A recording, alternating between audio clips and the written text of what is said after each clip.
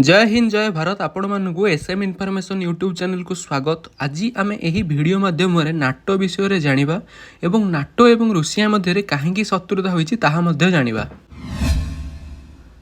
NATO संगठन विषय जानिबा पूर्व आम जानिबा नाटो कहीं गठन होता यह पछरे नाटो गठन पछरे मुख्य उद्देश्य कौन था आपण देखिपे। ये हूँ जर्मनी मैप। ये हूँ 1945 मसीहार जर्मनी जितेबाला हिटलर मृत्युवरण करता एवं द्वितीय विश्वयुद्ध बंद होता सेतବେଳେ जर्मनी को 4टी देश संपूर्ण भाव में बांटी नहीं से देश गुड़िक हूँ इंग्लैंड, फ्रांस, अमेरिका एवं रूसिया। एक्चुअली प्रोब्लेम ही एठू आरंभ होता। तार मुख्य कारण हूँ रूसिया तार कम्युनिस्ट चिंताधारा को यूरोपियन कंट्री मानक बढ़ाइबा लगी। आपण पूर्व फोटोरे देखिपारे फ्रांस, इंग्लैंड, अमेरिका और रूसिया जर्मनी को किभल भाव बांटी नहीं। यूरोपियन कंट्री जमती कि फ्रांस, इंग्लैंड और अमेरिका रशिया को कहले कि तमें तुम कम्युनिस्टवादी चिंताधारा को आम यूरोप में खेलाओनी कहीं आम से आडजस्ट हो पारनि। आम यूएसए तार प्रस्ताव देता कि हो तो ठीक अच्छे मत एरिया जापान एरिया आप देखिपे को मत यही टापू गुड़ाक दे दियो मुझे मुंड पुरेबी। अमेरिका और यूरोपियन कंट्री मैंने समस्त प्रस्ताव राजी होते और रशिया को से जगटा दे देते किंतु तथापि रशिया कि तार कथार न रहीकि तार कम्युनिस्टवादी चिंताधारा को यूरोपियन कंट्री मानक खेल चलला।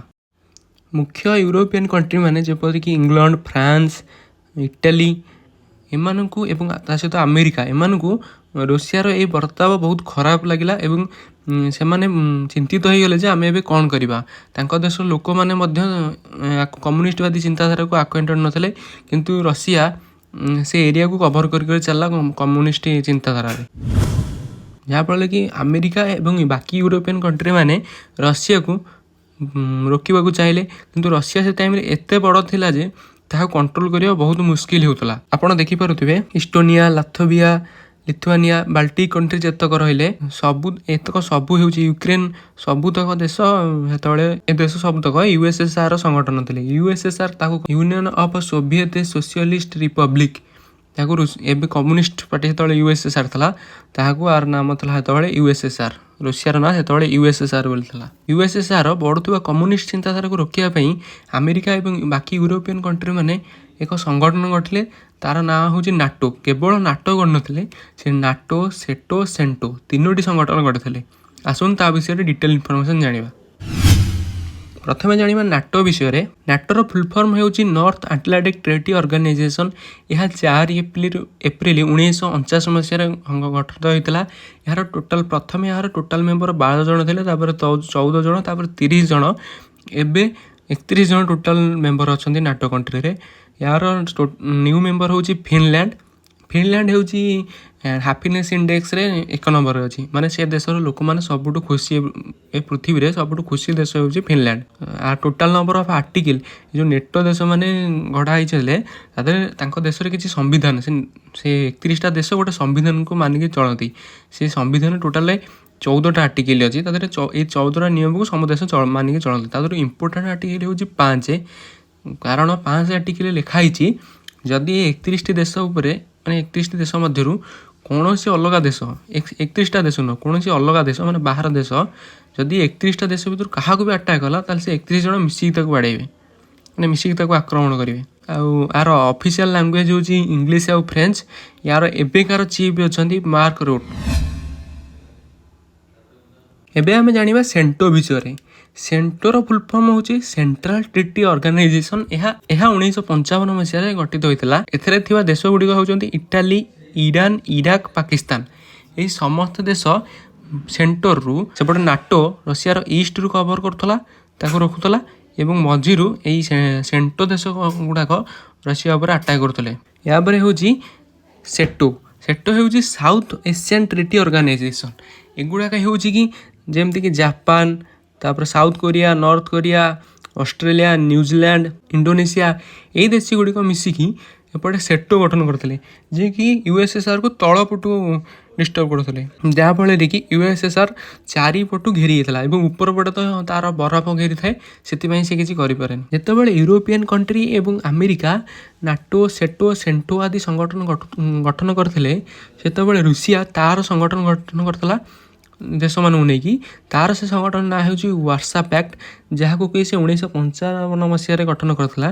ଯେଉଁ ତା ସପୋର୍ଟ ଥିବା ଦେଶ ଗୁଡ଼ିକ ହେଉଛନ୍ତି ପୋଲାଣ୍ଡ, ହଙ୍ଗରୀ, ଚିକୋସ୍ଲୋଭାକିଆ, ରୋମାନିଆ। କିନ୍ତୁ ସେମାନେ ବେଶୀ ଦିନ ଯାଏ ରୁଷିଆକୁ ସପୋର୍ଟ କରିପାରିଲେନି। ତାର କାରଣ ହେଉଛି ୟୁଏସ୍ଏସ୍ଆର୍ ସାଇଜ୍ରେ ବହୁତ ବଡ଼, କିନ୍ତୁ ତାର ପପୁଲେସନ୍ ବହୁତ କମ୍, ସେଥିପାଇଁ ସେ ଦେଶକୁ କଣ୍ଟ୍ରୋଲ କରିହେଲାନି। ଯାହାଫଳରେ କି ସେ ମେନ୍ ମସ୍କୋ, ଯେଉଁଟା ରୁଷିଆର ଏବେ ରାଜଧାନୀ, ତା ଉପରେ ବେଶୀ ନଜର ରଖିଲେ। ଯାହାଫଳରେ କି ଏମାନେ ଯେଉଁ ସପୋର୍ଟ କରୁଥିଲେ ତାହାକୁ କି ୱାର୍ସା ପ୍ୟାକ୍ଟରେ, ତାଙ୍କ ଉପରେ ଏତେ ନଜର ଦେଇପାରିଲେନି। ଯେଉଁମାନେ କି ସେମାନେ ଭାବିଲେ ଯେ ଆମେ କାହିଁ ଏଥିରେ ରହିବୁ, ଏଥିରେ ରହିଲେ ଆମେ ସରକାର ଚେଞ୍ଜ କରିପାରିବୁନି, କିଛି କାମ କରିପାରିବୁନି, ପ୍ରୋଟେଷ୍ଟ କରିପାରିବୁନି କମ୍ୟୁନିଷ୍ଟରେ। ୟୁଏସ୍ଆର୍ କମ୍ୟୁନିଷ୍ଟ ଥିଲା ନା ୟୁଏସ୍ଏସ୍ଆର୍, ସେଥିଲାଗି ଆମେ ତ କିଛି କରିପାରିବାନି, ଆମେ ଚାଲ ୟୁରୋପରେ ମିଶିଯିବା। ଆମେରିକା ମଧ୍ୟ ତାକୁ ସପୋର୍ଟ କଲା, ଯାହାଫଳରେ କି ସେମାନେ ୟୁରୋପିଆନ୍ କଣ୍ଟ୍ରିରେ ମିଶିଗଲେ। ୟୁଏସ୍ଏସ୍ଆର୍ର ସବୁଠୁ ଖରାପ ବର୍ଷ ହେଉଛି 1989 ମସିହା ଏବଂ 1991 ମସିହା। କାହିଁକିନା 1989 ମସିହାରେ ୱାର୍ସା ପ୍ୟାକ୍ଟ, ଯେଉଁଟାକି 1955 ମସିହାରେ ଗଠନ ହୋଇଥିଲା, ସିଏ ଭାଙ୍ଗିଗଲା ଏବଂ 1991 ମସିହାରେ ୟୁଏସ୍ଏସ୍ଆର୍ ଭାଙ୍ଗିଗଲା। ଯାହାଫଳରେ କି ଟୋଟାଲ ଉପରେ 15ଟି ଦେଶ ଗଠନ ହୋଇଥିଲେ। ଆପଣ ସେ 15ଟି ଦେଶକୁ ଏନେ ଦେଖିପାରୁଥିବେ। ତା ଦେହରେ ସବୁଠୁ ବଡ଼ ହେଉଛି ରଷିଆ। ଆପଣ ଦେଖିପାରୁଥିବେ ୟୁଏସ୍ଏସ୍ଆର୍ ଯେତେବେଳେ ଭାଙ୍ଗିଲା, ସେତେବେଳେ ରଷିଆ ପାଖରେ, ୟୁଏସ୍ଏସ୍ଆର୍ ପାଖରେ ନ୍ୟୁକ୍ଲିୟର ପାୱାର ଥିଲା। ଯାହାଫଳରେ କି ଏମାନେ ସବୁ ଦେଶ, 15ଟି ଦେଶଙ୍କ ମଧ୍ୟରେ ସବୁଠୁ ଅଧିକ ନ୍ୟୁକ୍ଲିୟର ପାୱାର ଯେଉଁ ୟୁକ୍ରେନ୍ ଦେଶ ଦେଖୁଛନ୍ତି, ଯାହା ସାଙ୍ଗରେ ଏଇନେ ରୁଷିଆ ଏବଂ ୟୁକ୍ରେନ୍ ୱାର୍ ଚାଲିଛି, ୟୁକ୍ରେନ୍ ପାଖରେ ସବୁଠୁ ଅଧିକ 200ଟି ପରମାଣୁ ବୋମା ଥିଲା। ଯଦି ସେ ପରମାଣୁ ବୋମା ସେତେବେଳେ ରୁଷିଆକୁ ନ ଦେଇଥାନ୍ତା ୟୁକ୍ରେନ୍, ତାହେଲେ ଏବେକା ଯୁଦ୍ଧର ମାହୋଲ କିଛି ଅଲଗା ହେଇଥାନ୍ତା।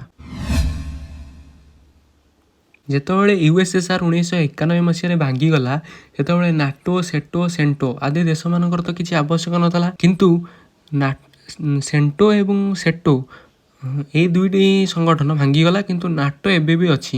ତାର ମୁଖ୍ୟ କାରଣ ହେଉଛନ୍ତି ଭ୍ଲାଦିମିର ପୁତିନ, ଯିଏକି 2002 ମସିହାରେ ଯେତେବେଳେ ରଷିଆର ପ୍ରେସିଡେଣ୍ଟ ହେଲେ, ସେତେବେଳେ ସିଏ ଗୋଟେ ଗ୍ରେଟର ରଷିଆ ଦେଖିବାର ପୁଣି ସ୍ୱପ୍ନ ସବୁ ଲୋକମାନଙ୍କ ମନରେ ଜଗେଇ ଦେଲେ। ଆପଣ ଦେଖିପାରୁଥିବେ ସ୍କ୍ରିନ୍ରେ, ଇଏ ହେଉଛି ଗ୍ରେଟର ରଷିଆ। ଗ୍ରେଟର ରଷିଆ, ତାକୁ ୟୁଏସ୍ଏସ୍ଆର୍କୁ ହିଁ ଗ୍ରେଟର ରଷିଆ କହନ୍ତି। ସିଏ କହିଲେ କି ଆମେ ପୁଣି ଥରେ ୟୁଏସ୍ଏସ୍ଆର୍ ଗଠନ କରିବୁ।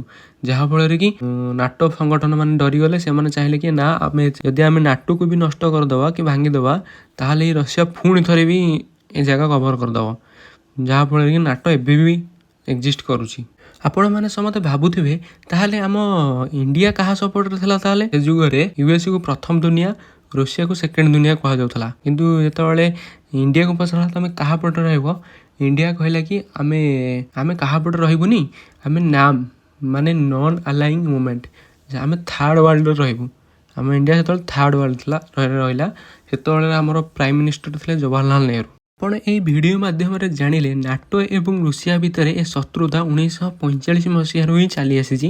ସେଥିପାଇଁ ଏ ଦୁଇଟି ନାଟୋ ସଂଗଠନ ଏବଂ ରୁଷିଆ ପରସ୍ପରକୁ କେହି କାହାକୁ ପସନ୍ଦ କରନ୍ତିନି। ନାଟୋର ମୁଖ୍ୟ କଣ୍ଟ୍ରି ହେଉଛି ଆମେରିକା ଏବଂ ରୁଷିଆ ହେଉଛି ତ ଏକୁଟିଆ। ଏ ହେଉଛି ମୁଖ୍ୟ କିଛି ପଏଣ୍ଟ ଯାହାକି ନାଟୋକୁ ବୁଝିବା ପାଇଁ ନିତ୍ୟାନ୍ତ ଆବଶ୍ୟକ। ଯଦି ଆପଣଙ୍କୁ ଭିଡ଼ିଓ ଭଲ ଲାଗିଛି, ତେବେ ଭିଡ଼ିଓକୁ ଲାଇକ୍ ଏବଂ ସେୟାର ଏବଂ ଚ୍ୟାନେଲକୁ ସବସ୍କ୍ରାଇବ୍ କରିବାକୁ ଭୁଲନ୍ତୁ ନାହିଁ। ମୁଁ ଆପଣଙ୍କୁ ଏହିପରି ଭାବରେ ଭିଡ଼ିଓ ଏହି ଚ୍ୟାନେଲରେ ଆଣୁଥିବି। Thank you so much for watching SM ଇନଫର୍ମେସନ୍। ଜୟ ହିନ୍ଦ, ଜୟ ଭାରତ।